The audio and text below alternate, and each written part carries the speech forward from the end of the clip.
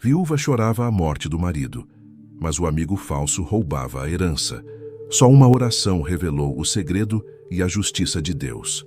A poeira vermelha do sertão subia em redemoinhos, quando o cortejo fúnebre de João Mendes passou pela estrada principal de Lagoa Seca. Era um dia de sol cortante, daqueles que rachavam a terra e faziam os urubus procurarem sombra nas juremas secas. Mas o calor do meio-dia não era nada comparado ao frio que tomou conta do coração da viúva Antônia, quando viram o corpo do marido sendo levado em direção ao cemitério velho, lá nos confins da propriedade que eles tinham construído juntos, suor por suor, ao longo de 30 anos de matrimônio.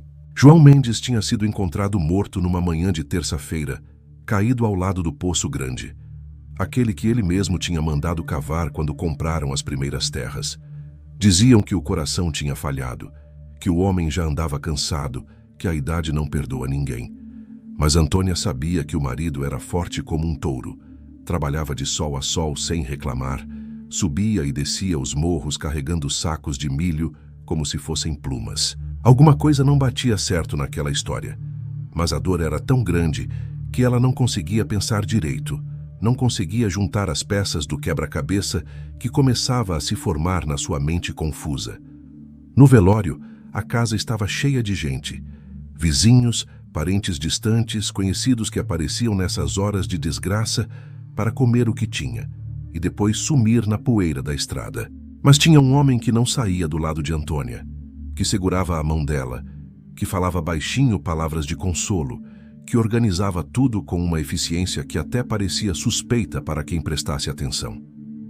Esse homem era Sebastião Almeida, o melhor amigo de João Mendes desde os tempos de menino, quando os dois pastoreavam cabras juntos nas grotas secas do município vizinho. Sebastião era considerado quase um irmão pela família Mendes. Tinha sido padrinho de casamento de João e Antônia, era compadre batizado, aquele tipo de amizade que o povo do sertão considera sagrada, selada com palavra e honra. Por isso mesmo, quando Sebastião se ofereceu para ajudar Antônia a cuidar das coisas da fazenda, dos papéis, das dívidas e dos haveres, ninguém achou estranho. Pelo contrário, todo mundo comentava que era uma bênção a viúva ter um amigo tão dedicado para ampará-la naqueles dias negros. Mas o que Antônia não sabia, o que ninguém ali poderia imaginar, é que debaixo daquelas palavras mansas e daqueles gestos de solidariedade, Sebastião Almeida escondia um coração mais negro que a boca de um túnel abandonado.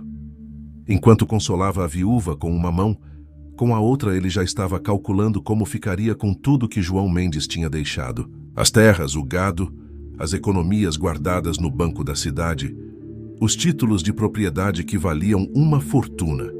Tudo aquilo que João tinha construído com trabalho honesto estava agora ao alcance das mãos sujas de Sebastião.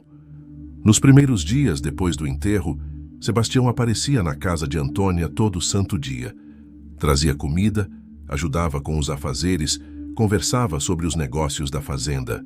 E sempre pedia para ver os documentos, as escrituras, os papéis importantes que João guardava numa caixa de madeira antiga, trancada com um cadeado de ferro.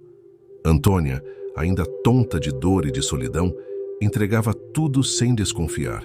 Afinal, era o compadre, era o amigo de décadas, era quase da família. Foi numa dessas visitas que Sebastião conseguiu o que queria. Disse para Antônia que precisavam ir até o cartório da cidade para regularizar alguns documentos, que era coisa urgente, que se não fizessem logo ela poderia perder tudo por causa de impostos atrasados e dívidas que João teria deixado. A mulher, assustada e sem entender nada de papelada, concordou em assinar tudo que Sebastiago colocasse na frente dela. E foi assim, com a caneta tremendo na mão e lágrimas escorrendo pelo rosto marcado pelo sofrimento, que Antônia assinou a própria ruína. Os documentos que ela pensava serem apenas regularizações eram, na verdade, transferências de propriedade. Sebastião tinha forjado dívidas falsas, inventado promissórias que nunca existiram, criado uma teia de mentiras tão bem tecida que até o tabelião, um velho conhecido de ambos, acreditou na história. Em questão de semanas, metade das terras de Antônia já estava no nome de Sebastião Almeida. E o pior ainda estava por vir. O traidor não se contentou apenas com as terras, ele queria tudo. Foi ao banco onde João mantinha suas economias, apresentou-se como procurador da viúva, mostrou documentos falsificados com perícia diabólica e conseguiu acesso à conta. Sacou quase todo o dinheiro, deixando apenas migalhas para que Antônia não desconfiasse imediatamente. Vendeu o gado melhor da fazenda, dizendo que era para pagar as tais dívidas inventadas.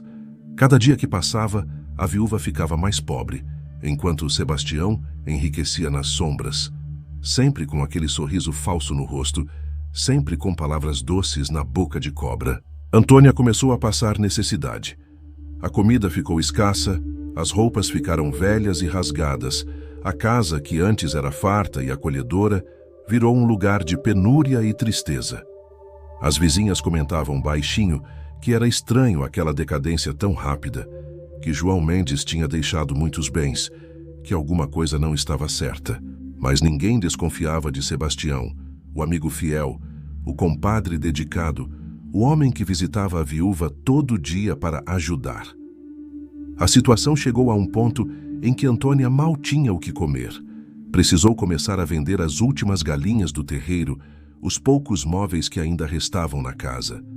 E Sebastião continuava aparecendo agora com uma proposta diabólica, que ela vendesse também a casa e a última faixa de terra que ainda estava no nome dela, e fosse morar numa casinha pequena, na cidade onde ele cuidaria dela pelo resto da vida. Era o golpe final, a última cartada do traidor para ficar com absolutamente tudo que tinha pertencido ao amigo morto. Mas naquela noite, quando Sebastião saiu da casa de Antônia, depois de fazer sua proposta venenosa, algo aconteceu no coração daquela mulher sofrida. Uma fagulha de desconfiança começou a acender no meio da escuridão da sua dor. Ela se lembrou de conversas antigas, de olhares estranhos que tinha visto entre Sebastião e João nas últimas semanas antes da morte do marido. Lembrou-se de uma discussão que tinha ouvido pela metade, de palavras como sociedade e dinheiro que tinham ficado no ar. E pela primeira vez desde que tinha ficado viúva, Antônia começou a se perguntar se a morte de João tinha sido mesmo natural, se aquele amigo tão prestativo não era, na verdade, o lobo dentro do cercado das ovelhas. Comente aqui de qual cidade você está vendo a traição do amigo falso. As semanas seguintes foram um inferno na terra para Antônia. A sensação de que alguma coisa estava terrivelmente errada não saía da sua cabeça. Martelava dia e noite como o badalar do sino da igreja anunciando desgraça. Ela começou a revirar os papéis velhos que ainda tinha guardados, procurando entender como tinha perdido tanto em tão pouco tempo. E quanto mais procurava, mais descobria indícios de que tinha sido enganada, manipulada, roubada pelo homem que jurou diante de Deus ser amigo fiel do seu marido. Numa gaveta esquecida do quarto, Antônia encontrou um caderno velho, onde João anotava as movimentações da fazenda. Lá estava tudo registrado com a letra caprichada dele, o número de cabeças de gado, o valor das últimas vendas, os depósitos feitos no banco, as contas pagas. Quando comparou aqueles números com o que Sebastião tinha dito que existia, a diferença era assustadora. Faltava gado, faltava dinheiro, faltava propriedade. Tudo tinha sumido como água escorrendo por entre os dedos, e o único que tinha acesso a tudo isso era o maldito compadre traidor. Antônia decidiu ir até a cidade para tentar entender o que tinha acontecido. Foi ao cartório, foi ao banco, foi conversar com o advogado velho que conhecia a família há anos. E em cada lugar que passava, a verdade ia ficando mais clara e mais dolorosa. No cartório, descobriu que tinha assinado procurações que davam poderes totais a Sebastião sobre seus bens. No banco, soube que quase todo o dinheiro tinha sido sacado por ele, usando documentos que ela nem lembrava de ter assinado. No escritório do advogado, ouviu a confirmação de que estava na miséria e que, juridicamente, seria muito difícil provar que tinha sido enganada, porque todos os papéis tinham sua assinatura, mesmo que ela não entendesse o que estava assinando na época. O advogado, um homem de cabelos brancos e olhar cansado de tanto ver injustiça no mundo, foi sincero com Antônia. Disse que Sebastião tinha sido muito esperto, Tinha preparado tudo com cuidado. Tinha aproveitado o momento de fragilidade dela para aplicar um golpe quase perfeito. A palavra quase ficou ecoando na cabeça da viúva. Ela perguntou o que aquilo significava, e o advogado explicou que se conseguissem provar que Sebastião tinha agido de má fé, que tinha se aproveitado do estado emocional dela, talvez houvesse uma chance de reverter pelo menos parte do estrago. Mas precisariam de provas, de testemunhas, de documentos que mostrassem a farsa. E nada disso existia. Antônia saiu daquele escritório com o coração mais pesado do que nunca. Caminhou pelas ruas empoeiradas da cidade, sentindo o peso do mundo nas costas. As pessoas passavam por ela sem nem olhar, cada um com seus problemas, suas vidas, suas preocupações. Ninguém se importava com o sofrimento daquela viúva que tinha perdido tudo, primeiro o marido, depois os bens, e agora até a dignidade estava sendo roubada por um Judas de sertão. Quando voltou para casa já estava escurecendo. A casa vazia e silenciosa parecia maior e mais assustadora a cada dia. Antônia acendeu uma lamparina velha, porque a energia tinha sido cortada por falta de pagamento. Mais uma conta que Sebastião tinha dito que pagaria, mas nunca pagou. Sentou-se na cadeira de balanço que tinha sido de sua mãe, aquela que ela tinha conseguido salvar da sanha do traidor, e chorou. Chorou por João, chorou por si mesma, chorou pela vida que tinha sido destruída. Foi nessa noite de desespero profundo que algo mudou dentro de Antônia. No meio das lágrimas, no fundo do poço da sua dor, começou a brotar uma semente de revolta. Não era justo o que estava acontecendo. Não era certo um homem mau prosperar às custas do sofrimento de uma viúva. Não era possível que Deus, esse Deus que ela tinha servido a vida inteira, que tinha orado e confiado desde menina, estivesse vendo aquilo tudo e não fizesse nada. Antônia levantou da cadeira com uma determinação que não sentia há semanas. Foi até o oratório pequeno que mantinha no canto da sala, onde tinha imagens de santos e uma Bíblia velha que pertencera à sua avó. Ajoelhou-se ali com os joelhos doendo no chão de tijolo frio e começou a orar. Mas não era uma oração mansa, daquelas que a gente faz na igreja todo domingo. Era uma oração de guerra, de desespero, de clamor por justiça. Enquanto Antônia orava com lágrimas escorrendo pelo rosto, do outro lado da cidade, Sebastião Almeida comemorava.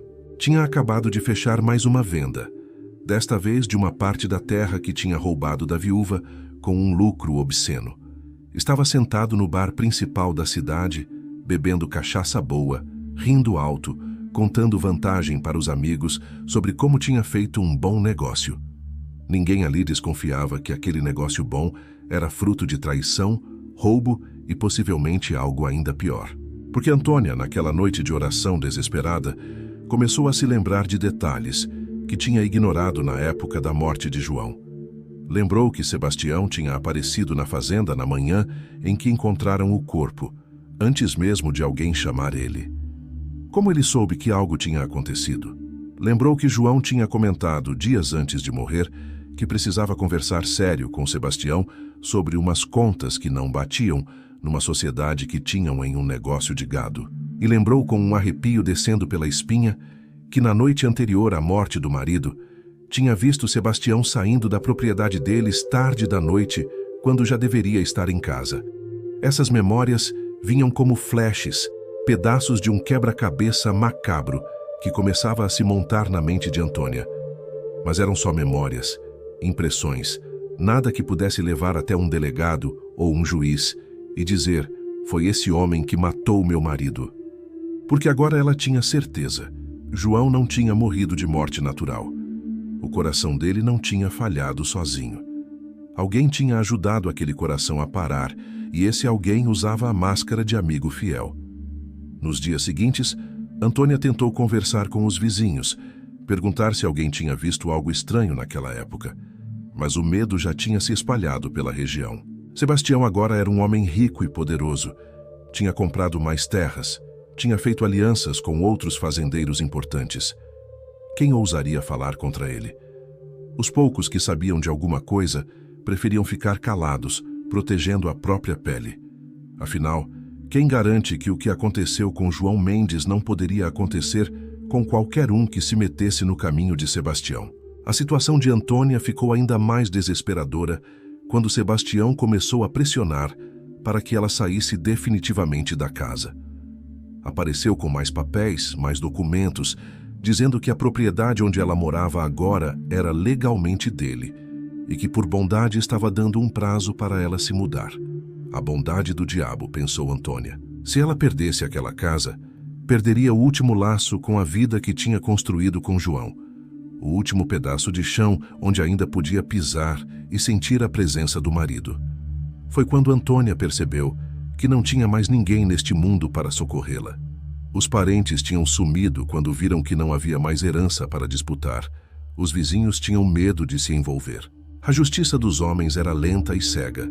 Não enxergava o sofrimento de uma viúva pobre contra a palavra de um homem rico e influente.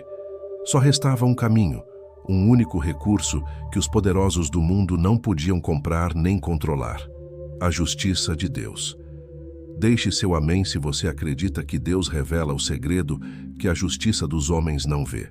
A lua estava cheia naquela noite de sábado, iluminando o sertão com uma claridade fantasmagórica que fazia as sombras dançarem entre as árvores secas. Antônia não conseguia dormir. O prazo dado por Sebastião para que ela deixasse a casa estava terminando, e ela não tinha para onde ir. Tinha tentado todos os recursos humanos possíveis, tinha batido em todas as portas, tinha implorado por ajuda e justiça. Mas as portas se fechavam, as pessoas desviavam o olhar, e a justiça dos homens se mostrava surda aos gritos de uma viúva sem recursos.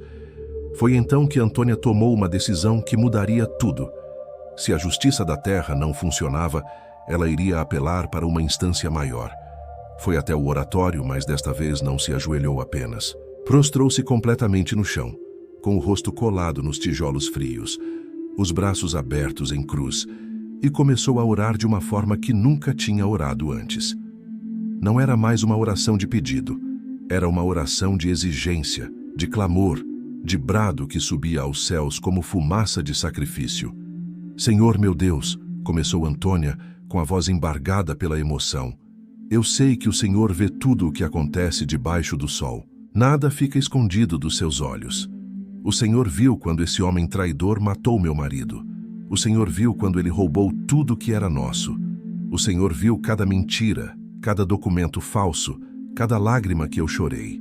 E eu sei que o Senhor é justo, que o Senhor não deixa o inocente desamparado, nem o culpado sem castigo.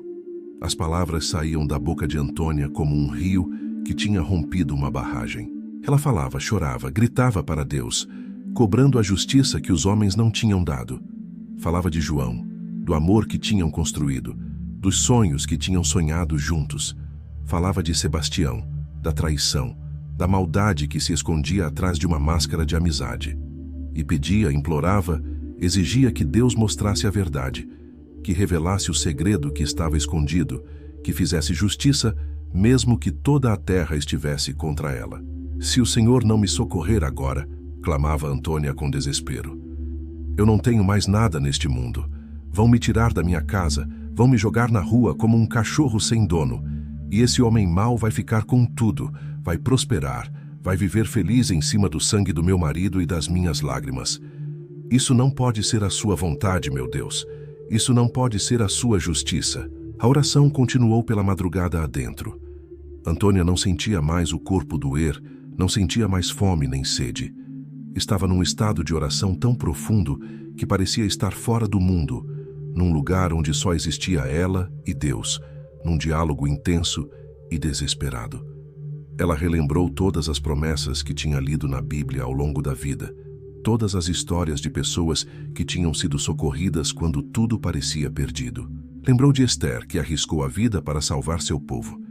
Lembrou de Davi, que foi perseguido, mas não foi abandonado. Lembrou de Jó, que perdeu tudo, mas recuperou em dobro quando Deus agiu. Eu preciso de uma prova, Senhor, disse Antônia com uma firmeza que surpreendeu até ela mesma. Eu preciso que o Senhor me mostre que João não morreu de morte natural. Eu preciso saber a verdade sobre o que aconteceu naquele dia.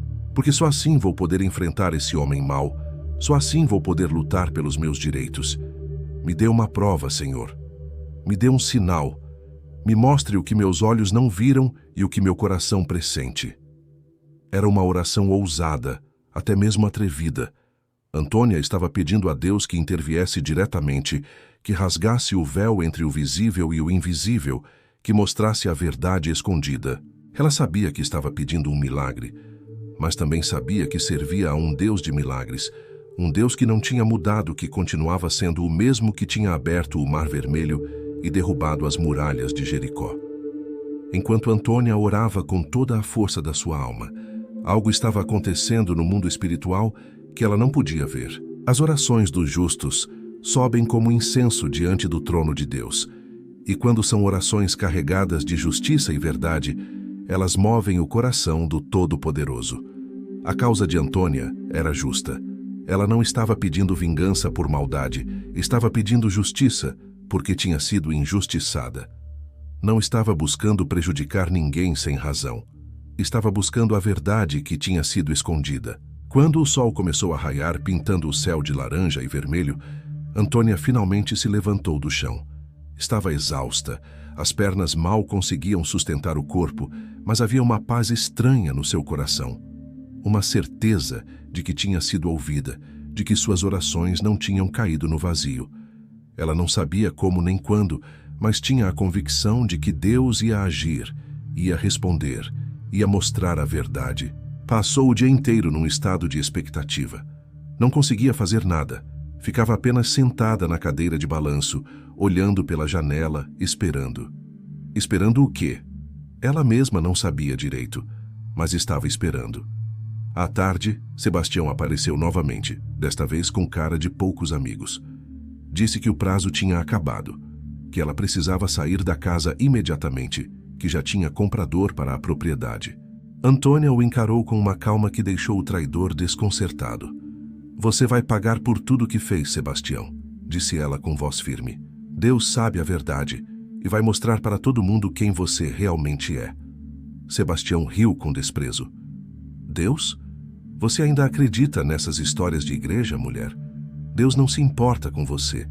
Se importasse, seu marido ainda estava vivo e você não estaria na miséria. Acorda para a realidade." Mas por dentro, Sebastião sentiu um arrepio. Havia algo diferente em Antônia, uma confiança que não deveria existir em alguém que tinha perdido tudo. Ele saiu dali perturbado, embora não quisesse admitir. Pela primeira vez, desde que tinha começado seu plano diabólico, Sebastião sentiu um pequeno tremor de medo. Antônia passou aquela noite em vigília novamente. Não orou com o mesmo desespero da noite anterior, mas com uma expectativa confiante.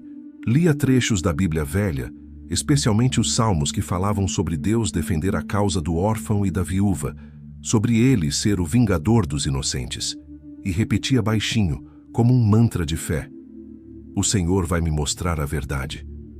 Eu sei que vai." As horas passavam lentamente. Meia-noite, 1 da manhã, 2 da manhã. Antônia estava sentada na cadeira, com a Bíblia no colo, quando o cansaço finalmente venceu. Seus olhos começaram a pesar, a cabeça pendeu para o lado, e ela entrou num sono profundo. Mas não era um sono comum. Era um daqueles sonos em que a fronteira entre o sono e a vigília se torna tênue, onde o mundo espiritual se torna mais real que o físico. Compartilhe este vídeo com quem precisa que a verdade sobre uma injustiça seja revelada. No sonho, ou na visão, ou naquele estado entre o sono e a vigília, Antônia se viu de volta no dia da morte de João.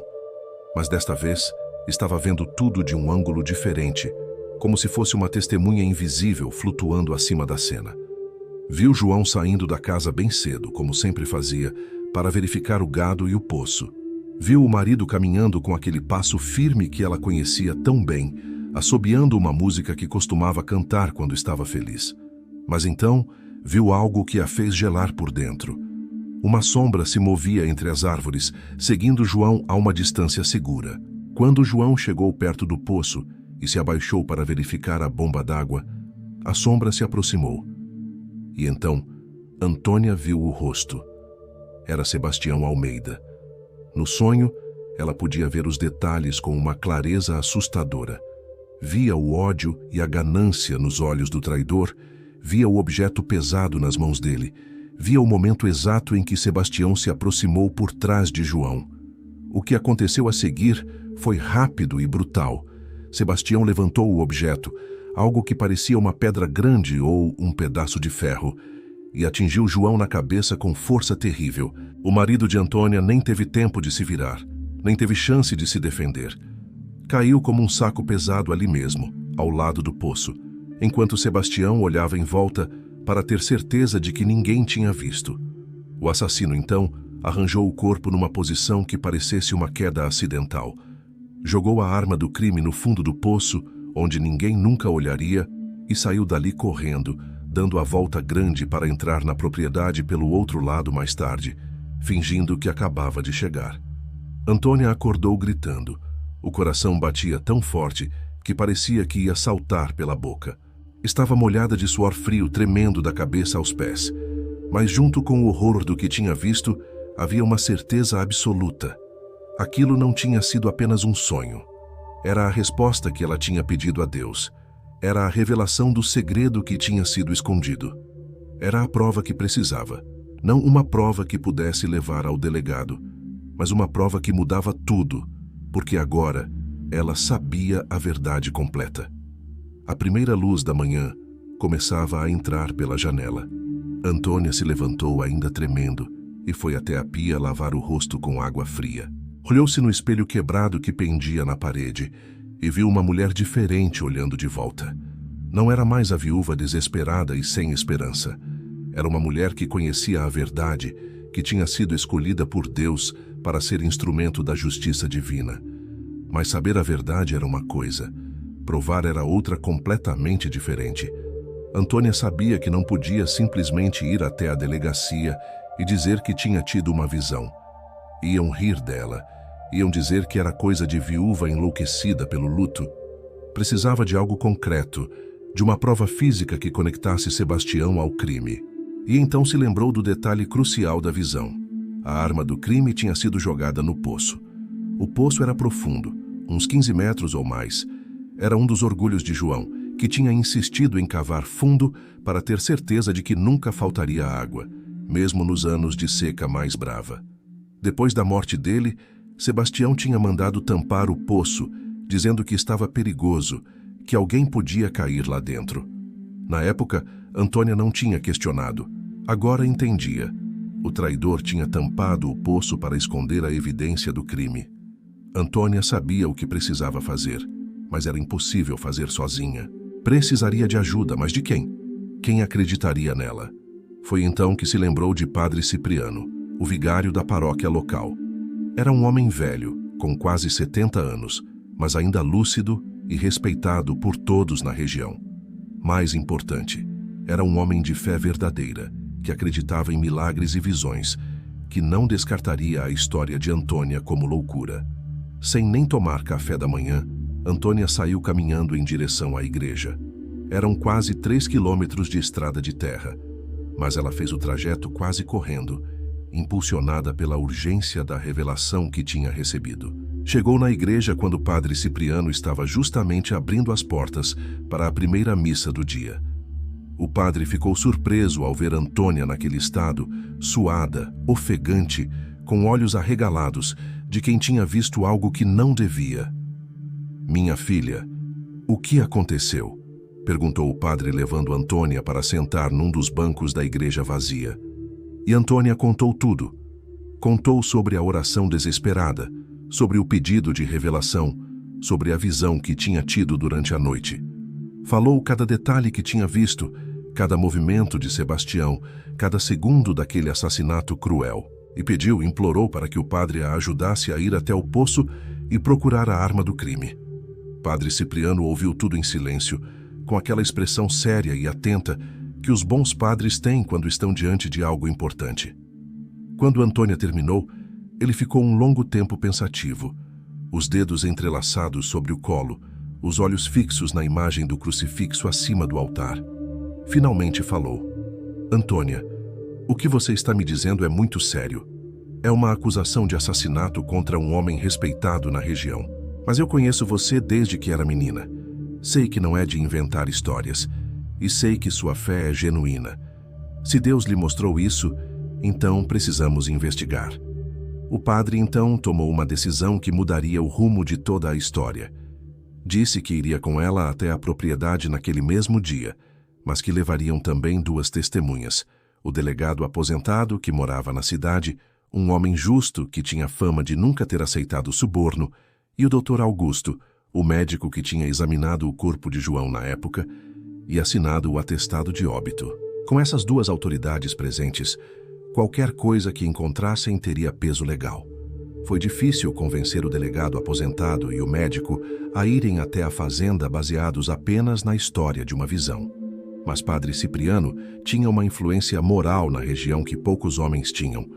Ele garantiu que não era loucura, que valia a pena investigar e que, se não encontrassem nada, pelo menos teriam dado paz de espírito a uma viúva sofrida. Relutantemente, os 2 concordaram. O grupo chegou na propriedade de Antônia por volta do meio-dia. O sol estava inclemente, rachando a terra seca. O poço tampado ficava a uns 100 metros da casa, próximo a um bosque de juremas. Quando se aproximaram, viram que a tampa era uma estrutura pesada de madeira e pedras, claramente feita para que ninguém mexesse ali.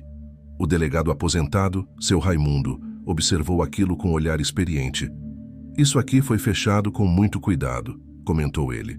"Até demais para um poço que simplesmente estaria perigoso. Parece que alguém não queria que ninguém olhasse lá dentro. Levaram quase 1 hora para remover a tampa. Quando finalmente conseguiram, olharam para dentro do buraco escuro e fundo. Não dava para ver nada na escuridão. O Dr. Augusto sugeriu que precisariam descer alguém amarrado numa corda, mas seria perigoso. Foi quando um dos trabalhadores que tinha ajudado a abrir a tampa lembrou que havia um gancho de ferro com corda longa no galpão, usado antigamente para limpar o poço. Foram buscar. Com o gancho, começaram a vasculhar o fundo do poço. Nas primeiras tentativas, não pescaram nada além de lama e pedras. Padre Cipriano começou a rezar baixinho, pedindo que, se Deus tinha realmente revelado aquilo, que mostrasse agora diante daquelas testemunhas. E então, na 5ª ou 6ª tentativa, o gancho se prendeu em algo pesado. Puxaram com cuidado. O objeto subia lentamente, gotejando água e lama. Quando finalmente emergiu para a luz do dia, todos ficaram em silêncio. Era uma barra de ferro, enferrujada pela água, mas ainda reconhecível como uma ferramenta pesada. E o mais importante, numa das pontas, mesmo depois de meses submerso, ainda havia manchas escuras que pareciam sangue ressecado. Dr. Augusto pegou a barra com cuidado, examinando com olhos clínicos. "Isso aqui é sangue", disse ele com voz tensa. "Sangue humano, eu apostaria. E vejam aqui", apontou para um pedaço de tecido preso numa fenda do ferro. "Isso parece ser cabelo humano." O delegado aposentado pegou a barra das mãos do médico e examinou também. Seu rosto estava grave. "Isso aqui é uma arma de crime", disse ele com autoridade de quem tinha visto muitas cenas de assassinato na vida. E pelo tamanho e peso, causaria exatamente o tipo de ferimento que poderia matar um homem com um único golpe na cabeça. Padre Cipriano olhou para Antônia, que estava chorando silenciosamente. Não eram lágrimas de tristeza, mas de alívio.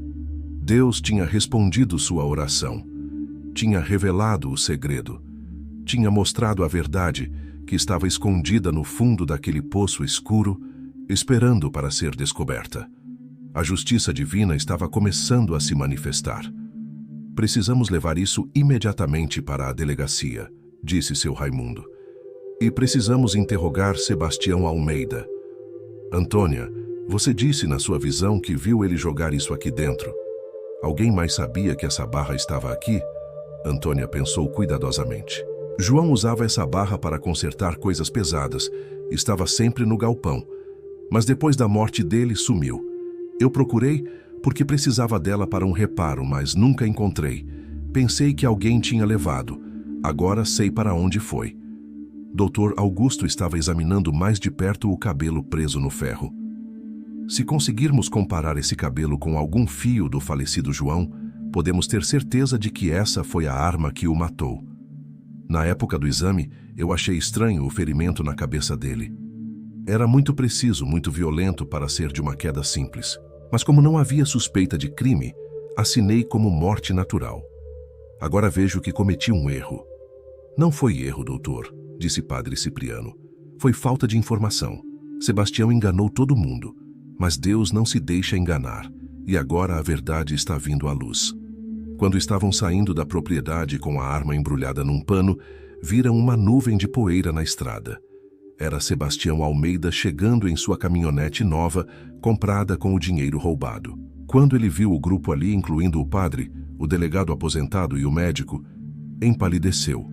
Parou o carro e desceu, tentando manter a compostura. "O que está acontecendo aqui?" perguntou com voz que tentava soar casual, mas saía tensa. Seu Raimundo encarou Sebastião com olhos que tinham interrogado centenas de criminosos. "Viemos investigar a morte de João Mendes e encontramos algo interessante no fundo do poço que você mandou tampar." A cor sumiu completamente do rosto de Sebastião. Seus olhos se fixaram no embrulho que o delegado carregava e algo naquele olhar o entregou. Era o olhar de culpa, de medo, de quem sabia exatamente o que estava dentro daquele pano. Eu não sei do que vocês estão falando", gaguejou Sebastião. "Que poço? Que investigação? João morreu de ataque cardíaco. Todo mundo sabe disso." "É mesmo?" disse Dr. Augusto, dando um passo à frente. "Então por que você está tremendo? Por que está suando frio num dia de calor? E por que seus olhos não conseguem desviar dessa barra de ferro que acabamos de tirar do poço?" Sebastião tentou correr para o carro, mas seu Raimundo, mesmo velho, foi mais rápido. Segurou o braço do traidor com força surpreendente. "Você não vai a lugar nenhum. Vamos todos até a delegacia agora. Você tem muitas perguntas para responder. Deixe seu like agora se você está chocado com a traição e quer ver a punição." A delegacia da cidade estava lotada. A notícia de que tinham encontrado a suposta arma do crime que matou João Mendes tinha se espalhado como fogo em capim seco. Todo mundo queria saber o que estava acontecendo. Como era possível que Sebastião Almeida, o homem que todos consideravam tão honrado, pudesse ser um assassino? O delegado titular, um homem mais novo que tinha assumido o posto recentemente, a princípio não quis acreditar na história. Mas quando viu a seriedade no rosto de seu Raimundo, o delegado aposentado que tinha sido seu mentor, quando ouviu o testemunho do Dr. Augusto e do Padre Cipriano, e principalmente quando examinou a barra de ferro, com as manchas de sangue e os fios de cabelo, entendeu que aquilo não era fantasia de viúva ressentida. Sebastião foi colocado numa sala de interrogatório. Ainda tentava manter a pose de homem inocente e injustiçado, mas qualquer um que olhasse para ele via o desespero crescendo por trás da máscara. Suas mãos tremiam, o suor escorria pela testa, os olhos se moviam nervosamente de um lado para o outro, como os de um animal encurralado. "Vamos começar do princípio, Sebastião", disse o delegado sentando-se de frente para ele. "Onde você estava na manhã em que João Mendes morreu?" "Eu já disse 1000 vezes. Estava em casa, acordei tarde e só fui até a fazenda dele quando recebi notícia do que tinha acontecido." "Então, como você explica que 3 pessoas diferentes dizem ter visto sua caminhonete velha, aquela que você tinha antes de ficar rico, passando na estrada que leva à propriedade dos Mendes, bem cedo naquela manhã?" Sebastião abriu a boca, mas não saiu som. Não sabia que havia testemunhas. O delegado estava usando uma tática velha, mas eficaz, misturando fatos verdadeiros com possibilidades para ver a reação do suspeito. E a reação de Sebastião foi exatamente a de um homem culpado. Talvez eu tenha passado por lá mais cedo, não me lembro direito. Faz tanto tempo. Faz 6 meses, Sebastião. Não é tanto tempo assim. E tem mais. Encontramos essa barra de ferro no fundo do poço da propriedade. O mesmo poço que você mandou tampar logo depois da morte de João. Por que você fez isso? O poço estava perigoso. Eu estava protegendo Antônia de um acidente. Protegendo? A voz de Antônia veio da porta.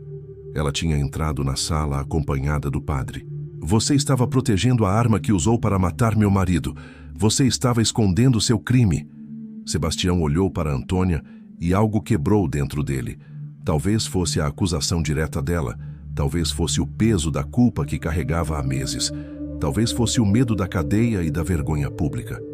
Mas algo quebrou, e as palavras começaram a sair antes que ele pudesse controlar. "Ele ia me denunciar", gritou Sebastião de repente. "João descobriu que eu estava desviando dinheiro da sociedade que tínhamos. Descobriu que eu estava falsificando documentos. Ia me levar à polícia, ia me destruir. Eu não tive escolha." O silêncio que caiu na sala foi profundo como um poço. Sebastião mal podia acreditar no que tinha acabado de dizer. Tinha confessado. Em desespero, em raiva, em medo, mas tinha confessado. Tentou voltar atrás, dizer que estava confuso, que não sabia o que estava falando, mas era tarde demais. O delegado já estava escrevendo tudo, e havia testemunhas demais naquela sala. "Continue", disse o delegado com voz dura. "Conte tudo o que aconteceu." E Sebastião, percebendo que não tinha mais volta, contou. Contou como tinha começado a desviar dinheiro da sociedade que tinha com João, como tinha falsificado assinaturas para fazer negócios sem o conhecimento do sócio. João era confiante demais, nunca verificava os papéis com atenção, assinava o que Sebastião colocava na frente dele. Mas semanas antes de morrer, João tinha começado a desconfiar. Tinha pedido para ver os livros de contabilidade, tinha confrontado Sebastião sobre valores que não batiam. "Ele me deu uma semana para acertar as contas ou ia me denunciar", continuou Sebastião, com voz cada vez mais fraca. "Eu não tinha como devolver o dinheiro. Tinha gastado tudo, estava endividado. Se João me denunciasse, eu ia perder tudo, ia para a cadeia. Então pensei, se ele não estivesse aqui..." "Você planejou o assassinato", disse o delegado. Não era uma pergunta, era uma afirmação. Sebastião assentiu miseravelmente. "Eu sabia a rotina dele. Sabia que ia ao poço todo dia bem cedo. Cheguei antes dele, me escondi, esperei. Quando ele abaixou para verificar a bomba, eu peguei a barra de ferro que estava ali no galpão e..." Não conseguiu terminar a frase. Começou a chorar, mas não eram lágrimas de arrependimento genuíno. Eram lágrimas de autocomiseração, de medo do que viria pela frente. Antônia olhava para aquele homem que tinha sido considerado amigo da família e sentia uma mistura de repulsa e tristeza. Repulsa pela traição e pela frieza do crime. Tristeza por ver como a ganância e o medo tinham transformado uma pessoa em um monstro. "E depois você armou para parecer acidente", continuou o delegado. "Posicionou o corpo, jogou a arma no poço, foi embora e voltou mais tarde fingindo surpresa." "Sim", sussurrou Sebastião. "E então percebi que com João morto, eu poderia ficar com tudo. Antônia não entendia nada de negócios, seria fácil enganá-la. E foi tão fácil. Fácil até Deus mostrar a verdade", disse Padre Cipriano com voz solene. "Você se esqueceu, Sebastião, que existe uma justiça maior que a dos homens. Você se esqueceu que Deus vê em secreto e recompensa publicamente, que ele levanta os humilhados e derruba os soberbos do seu trono." O delegado mandou prender Sebastião imediatamente. As algemas foram colocadas nos pulsos do assassino enquanto ele era lido seus direitos. A multidão do lado de fora da delegacia murmurava indignada quando viram Sebastião sendo levado para a cela. Algumas pessoas gritavam insultos, outras choravam, chocadas com a revelação. Dr. Augusto se ofereceu para fazer uma nova autópsia no corpo de João, que ainda não tinha sido transferido para um cemitério permanente. Com a confissão de Sebastião e a arma do crime em mãos, seria possível confirmar definitivamente que João tinha sido assassinado e não morto de causas naturais. Isso seria crucial para o julgamento. Nos dias seguintes, mais detalhes horríveis foram surgindo. Investigando os documentos que Sebastião tinha feito Antônia assinar, descobriram uma fraude elaborada. Ele tinha criado empresas fantasmas, inventado dívidas que não existiam, falsificado assinaturas em incontáveis documentos. O juiz que analisou o caso ficou chocado com a extensão do crime. Não era apenas assassinato, era uma trama complexa de roubo, falsificação e estelionato que tinha sido executada com frieza calculada. O advogado de Antônia, aquele mesmo senhor de cabelos brancos que tinha tentado ajudá-la antes, agora trabalhava com renovada energia. Com a confissão de Sebastião e as provas documentais da fraude, seria possível reverter todas as transferências de propriedade. Antônia iria recuperar suas terras, seu dinheiro, tudo o que tinha sido roubado dela. Mais do que isso, Sebastião seria obrigado a pagar indenização pelo sofrimento causado. A notícia correu por toda a região. As pessoas que tinham fechado as portas para Antônia agora vinham pedir desculpas, oferecendo ajuda. Os vizinhos que tinham tido medo de Sebastião agora se sentiam seguros para testemunhar sobre coisas estranhas que tinham visto, mas não tinham ousado mencionar antes. Cada testemunho adicionava mais peso ao caso contra o assassino. Padre Cipriano celebrou uma missa especial de ação de graças. A igreja estava lotada, com gente até do lado de fora. Em seu sermão, o padre falou sobre como Deus usa os mais fracos para confundir os fortes, como ele ouve o clamor dos oprimidos e não deixa o mal triunfar para sempre. E contou, com a permissão de Antônia, sobre a oração desesperada, sobre a visão que tinha revelado o crime, sobre como a fé tinha movido montanhas e trazido justiça onde a justiça dos homens tinha falhado. Inscreva-se no canal para não perder o final da história e o castigo do assassino. 3 meses depois, o julgamento de Sebastião Almeida foi o evento mais comentado na história recente da região. O tribunal estava lotado, com pessoas de pé nos corredores e aglomeradas do lado de fora para ouvir o veredito pelo alto-falante improvisado. O juiz, um homem austero conhecido por sua retidão, conduziu o processo com rigor. As provas eram esmagadoras. A confissão de Sebastião, gravada e testemunhada por múltiplas autoridades. A barra de ferro que tinha sido a arma do crime, com sangue que o exame de DNA confirmou ser de João Mendes. Os fios de cabelo presos no metal que correspondiam perfeitamente aos do falecido. A nova autópsia, que mostrou que o ferimento na cabeça de João era consistente com um golpe de objeto contundente e não com uma queda acidental.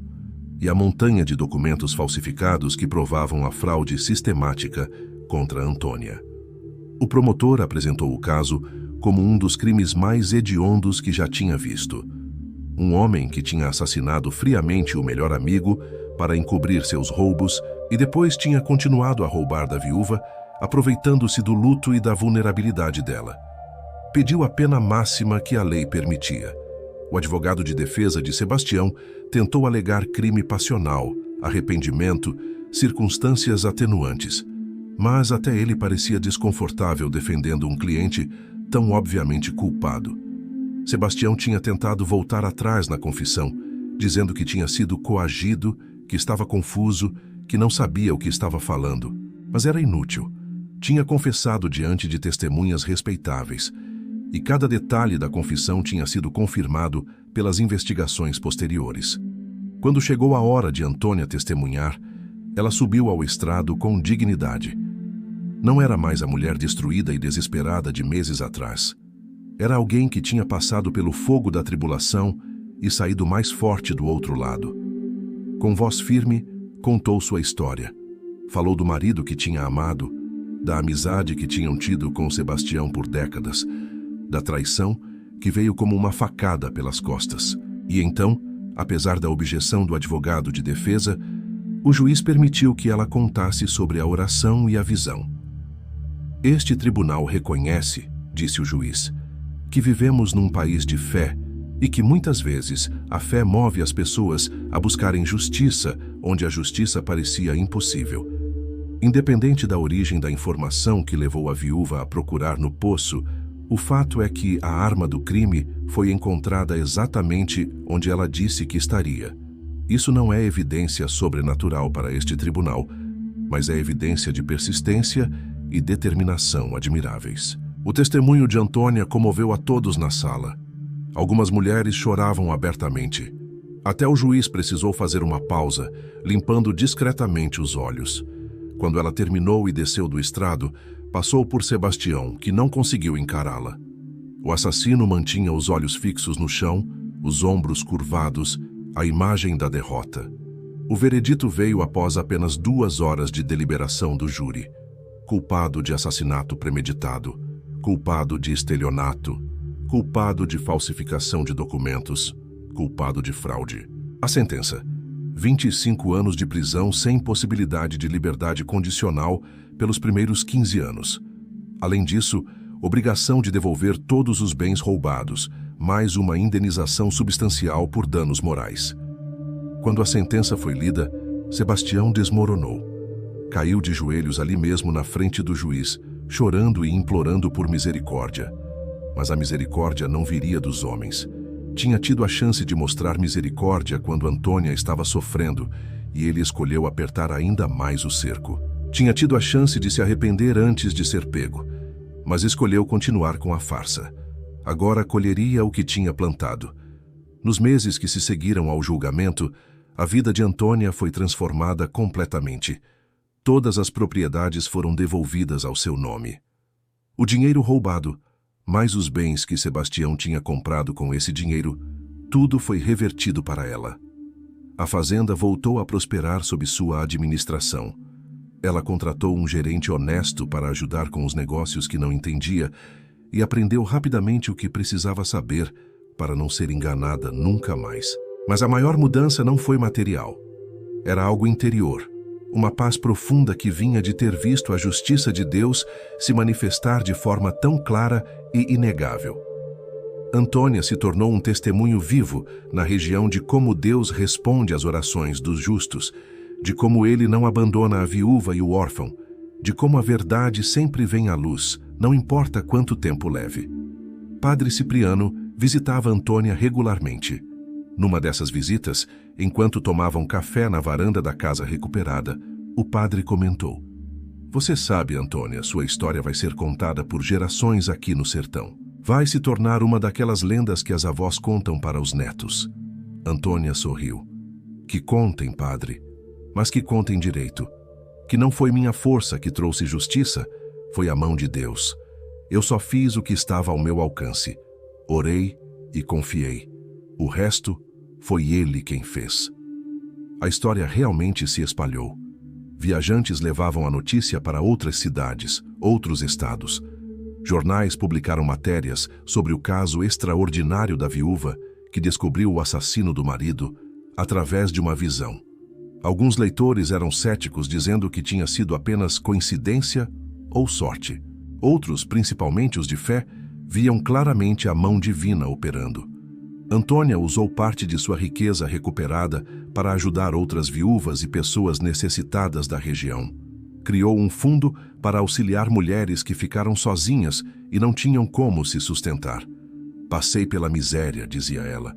"Sei como é não ter o que comer, não ter para onde ir. Se Deus me devolveu tudo, é para eu fazer o bem com isso, não para juntar e guardar só para mim." Um dia, quase um ano após o julgamento, Antônia recebeu uma carta inesperada. Era de Sebastião, escrita da prisão. Ela hesitou em abrir, não sabendo se queria ler o que ele tinha a dizer.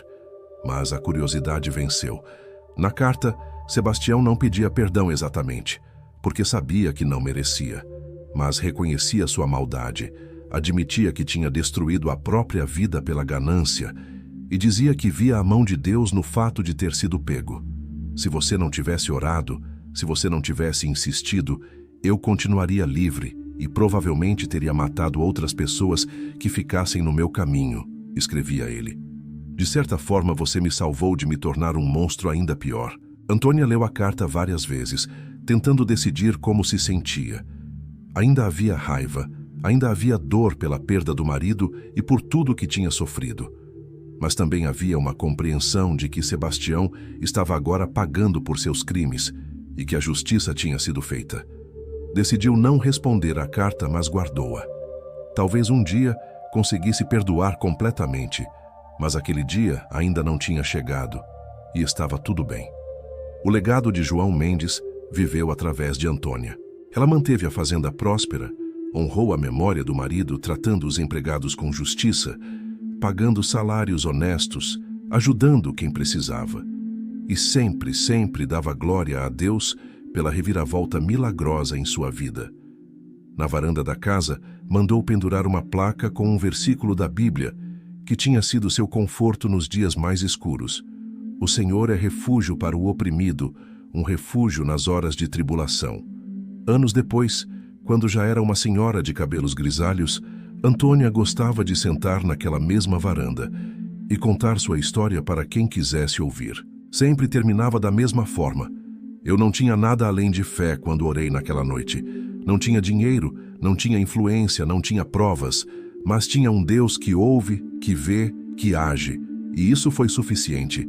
Deus não apenas me devolveu o que eu tinha perdido, mas me ensinou que a verdadeira riqueza não está nas propriedades ou no dinheiro. Está em saber que Ele está comigo, em saber que a justiça existe, em saber que o mal não triunfa para sempre. A antiga casa, que uma vez quase foi perdida para o traidor, agora era um lugar de alegria novamente.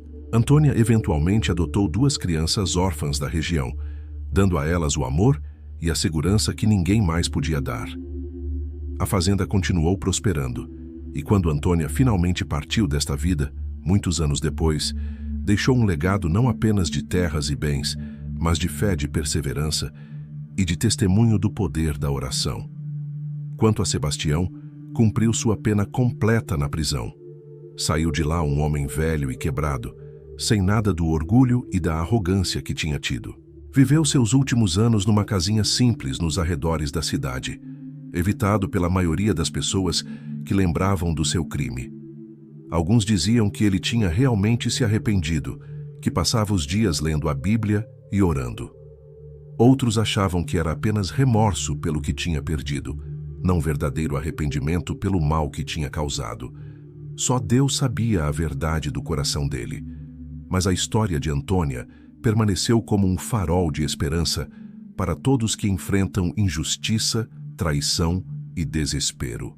É uma história que lembra que mesmo quando todas as portas se fecham, quando todos os recursos se esgotam, quando parece que o mal venceu, ainda há um recurso final, a oração ao Deus que vê tudo, que ouve tudo e que age no tempo certo para trazer justiça aos oprimidos e julgar os que praticam o mal. E o povo do sertão, até hoje, quando vê alguém passando por situação similar, repete: lembra da Antônia? Lembra como Deus revelou o segredo e fez justiça? Ora como ela orou, confia como ela confiou. Deus não mudou. Qual foi a maior traição que você já superou? Conte nos comentários e diga de qual estado você assiste.